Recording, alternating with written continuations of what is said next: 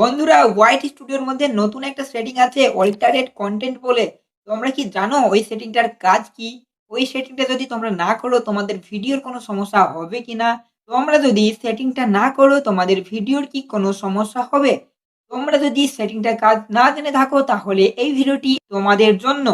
তো আমি তোমাদেরকে অনুরোধ করব ভিডিওটি না টেনে সম্পূর্ণ দেখুন। আর চ্যানেলে নতুন হয়ে থাকলে চ্যানেলটিকে সাবস্ক্রাইব করে পাশে থাকা বেল আইকনটি প্রেস করুন। চলো ভিডিওটি শুরু করি।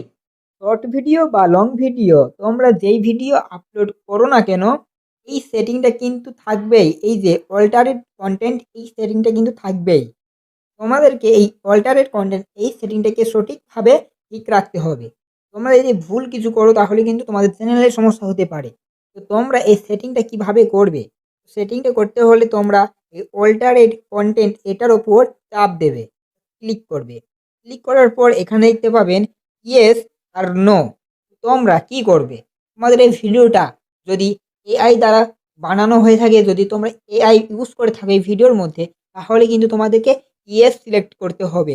আর যদি এই ভিডিওটা তোমাদের নিজের কন্টেন্ট হয়ে থাকে, কোনো রকম এআই ইউজ করোনি, তোমাদের নিজের ভিডিও যদি হয়ে থাকে, অরিজিনাল ভিডিও যদি হয়ে থাকে, তাহলে তোমরা নো সিলেক্ট করবে।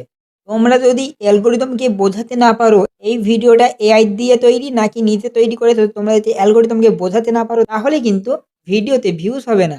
তাই তোমরা সঠিক সেটিংটা করে রাখবে। তোমরা যদি ভুল সেটিং করো তাহলে কিন্তু তোমাদের চ্যানেলের সমস্যা হবে। তোমাদের ভিডিওটা অরিজিনাল ভিডিও, তোমরা এআই ইউজ করোনি, কিন্তু তাও তোমরা ইয়েস সিলেক্ট করেছো, তাহলে কিন্তু সমস্যা হতে পারে। তো তোমাদেরকে আমি আবারও বলছি, তোমাদের কন্টেন্টটা যদি নিজের কন্টেন্ট হয়ে থাকে, কোনো এআই ইউজ যদি করে না থাকো, তাহলে তোমরা নো সিলেক্ট করবে। আর যদি এআই দ্বারা বানিয়ে থাকো তোমাদের ভিডিওটা, তাহলে কিন্তু ইয়েস সিলেক্ট করবে।